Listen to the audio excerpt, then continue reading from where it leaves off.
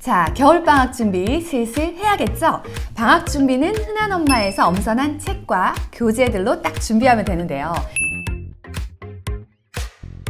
오늘 소개해드리는 교재는 처음 신간 런칭 때부터 소개해드린 만큼 폭발적인 반응도 가져왔던 두 교재입니다. 바로 수능까지 이어지는 초등 고학년 수학과 수능까지 이어지는 초등 고학년 문학, 독해 그리고 비문학 독해 시리즈입니다. 이 두 시리즈 모두 개인적으로 참 애정하는 그런 교재인데요. 이번 공급기간 5일간 30% 할인가로 특별 구매하실 수 있습니다. 언제 하냐고 계속 문의가 많았던 그런 교재인데요. 드디어 준비를 하게 되었습니다. 처음 접하시는 분들을 위해서 교재 설명 간단히 해드리겠습니다. 먼저 수능까지 이어지는 초등 고학년 문학, 비문학 독해인데요. 아쉽지만 1, 2학년용은 없습니다. 이렇게 3학년부터 6학년용까지 있는데요. 이렇게 한 패키지 안에 이렇게 문학 독해와 비문학 독해가 학년별로 한 권씩 들어가 있고요. 그리고 이렇게 어휘력을, 현재 실력을 평가할 수 있는 어휘력 평가지 하나, 그리고 문학과 비문학에 해당되는 실제 그 어휘집 하나가 들어있고요. 마지막으로 또 독해력 향상 가이드북이 세트화되어 있습니다.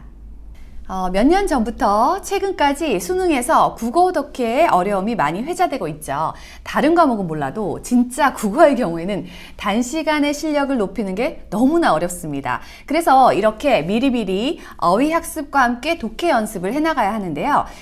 이전에 달고만 문해력 소개해드린 적이 있죠. 해당 그 교재와 같이 문학과 이렇게 비문학으로 나뉘어져 있는데 저는 이 문학 독서와 비문학 독서를 항상 같이 하기를 권해드립니다. 그래서 해당 교재 역시 그 문제를 풀 때 아이가 한 권 끝나고 다음 권 하고 이렇게 하지 마시고 두 권을 하루에 한 회씩 동시에 또는 교대로 나가시는 것이 훨씬 좋습니다. 보시는 것처럼 그 비문학 독해의 경우에는 인문, 사회, 과학, 기술, 예술, 체육에 이르기까지 지문의 범위가 굉장히 넓고요. 문학 독해는 창작, 신화, 희곡, 그리고 고전에 이르기까지 중고등에 가서 이어질 문학 작품들의 형태를 미리 살펴볼 수 있습니다. 저도 아이들과 올 초 출간 후부터 풀어오고 있는데요. 이 교재는 단순 독해 문제를 푸는데 급급하지 말고 진정한 독해력을 올릴 수 있는 방법을 이 가이드북과 또 답지에서 굉장히 꼼꼼하게 제공하고 있는 것이 아주 큰 강점입니다. 3학년부터 6학년까지 이렇게 있는데요. 현재 3학년이다 하면 곧 4학년이 되는데 아이가 독해력이 좀 부족한 것 같다 하면 3학년과 4학년을 이어서 하시고, 그리고 독해력이 재학년 수준이거나 좀 더 높다, 좋다라고 생각되시면 다음 학년용으로 이번 겨울방학에 선택하시면 됩니다. 겨울방학이 이번에 좀 길잖아요. 길다 보니까 이렇게 두 권을 딱 풀기에 좋으실 것 같습니다. 자, 다음은 수능까지 이어지는 초등 고학년 수학입니다. 몇 번 영상으로 또 개발자 인터뷰로도 설명을 해드린 교재인데요. 이전 영상도 링크를 정보란과 댓글에 해두었으니까 자세한 교재 소개도 한번 또 보시면 좋을 것 같은데요. 이렇게 전 시리즈를 보시면요. 먼저 대수편, 기하편 이렇게 나뉩니다. 그래서 난이도별로는 개념편과 심화편이 있다고 생각하시면 되시고, 그리고 따로 문제만 집중적으로 풀 수 있도록 되어 있는 문제편이 따로 있습니다. 교재에 양이 굉장히 많아서 어떤 걸 골라야 하지 고민이 되실 텐데요. 제가 딱 찍어서 목적에 따라서 선택을 해보시는 것을 방법을 알려드리도록 하겠습니다. 자, 먼저 첫 번째는 방학 때 아이의 부족한 구멍을 채우시겠다 하시면은 아이가 해당 학년 수학이나 앞뒤 학년 수학 중에서 엄마 이 부분은 잘 모르겠어 하는 어려워하는 부분이 있었죠.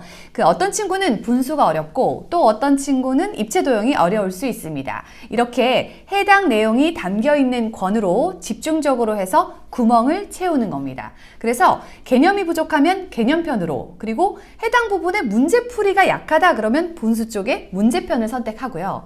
어떤 부분을 더 잘하고 싶으면 그 부분에 개념편과 깊이 있는 심화편까지 같이 이어서 해주시면 좋습니다. 자, 두 번째 방법은 특히 4, 5, 6학년 친구에게 적극 추천하고 싶은 방법인데요. 그 수학을 제대로 완전히 탄탄히 잡아주겠다 하는 흐름 방법입니다. 그 학기용 교재는 예를 들어서 수를 배운다면 자연수를 배우고 그 다음 학기에 또 소수를 배우고 뭐 이런 식으로 수의 개념들이 사실 이렇게 끊어져 있게 되는데요. 수학 전체의 흐름을 자연스럽게 말하자면 해당 수의 개념을 계속 확장시켜주면서 배우는 형식입니다. 개념을 이해하게 하고 그리고 연결을 하고 다음 확장을 해나가면서 그 관계를 이해해가는 논리적 사고에 아주 좋은 방법인데요. 수학 과목의 사실 특성 자체가 논리력을 키우는 것이다 보니까 아이가 개념을 생각하면서 온전히 이해해야 그 문제들을 풀 수 있게 되는 거죠. 그래서 어떤 개념을 소홀히 하게 되면 그 관계성을 온전히 파악할 수가 없게 되는데요. 이렇게 수학의 영역별로 중1 과정까지 쭉 이어서 전체를 보게 학습을 해줍니다. 그 4, 5, 6학년 이제 친구들 중에서 개념을 좀 탄탄하게 확실히 잡고 또 학기용으로 부족했던 그런 교재의 부족분을 채우고 싶다고 하면 저는 개념편 전체를 순차적으로 차분히 다 해나가시기를 추천드립니다. 자, 다음은 그 학교 수업을 충실히 하고 있고 또 수학도 곧잘 하고 개념도 잘 다져진 친구들에게 권하고 싶은데요.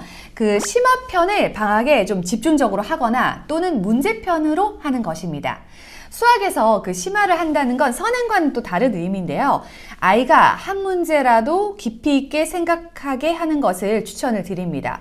그래서 그 심화편의 경우에는 방학이 특히 좀 여유롭게 할 수 있는 시간이 확보가 되기 때문에 심화편을 적극적으로 해보면서 아이가 그 수학적 사고력을 좀 깊이 있게 해보는 연습을 해보면 좋습니다. 그리고 이 문제편 같은 경우에는 이렇게 보시면 전체가 문제들로 이렇게 채워져 있는데요. 사실 개념편을 하고 문제편을 해도 되고 아니면 뭐 심화편만 따로 해보겠다 해서 해도 되는데요. 기존의 학기용 교재들만 이용해 보셨다면 이 문제편으로 전체적인 마무리를 해보시는 것도 추천을 드립니다.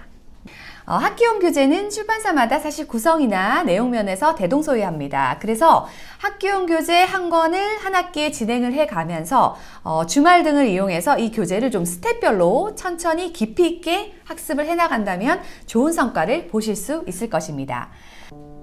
이렇게 수능까지 이어지는 두 시리즈들을 소개해 드렸는데요. 이 두 시리즈는 그 수능을 분석해서 초등부터 차분하게 좀 탄탄하게 준비해야 될 독해와 그리고 수학에 대한 부분을 충실히 훈련시켜 줍니다. 그 선행의 목적이 아니라 어떤 상황에서도 흔들림 없는 어휘, 독해, 그리고 수학 개념을 단단하게 좀 쌓게 해주는 그런 교재라는 생각이 듭니다. 방학 기간 특히 추천을 드리니까 미리 보기 페이지로 상세히 한번 살펴보시고요. 할인된 가격으로 잘 준비해 두셨다가 방학부터 시작해서 내년 학습분까지 잘 활용해 보시기를 바랍니다.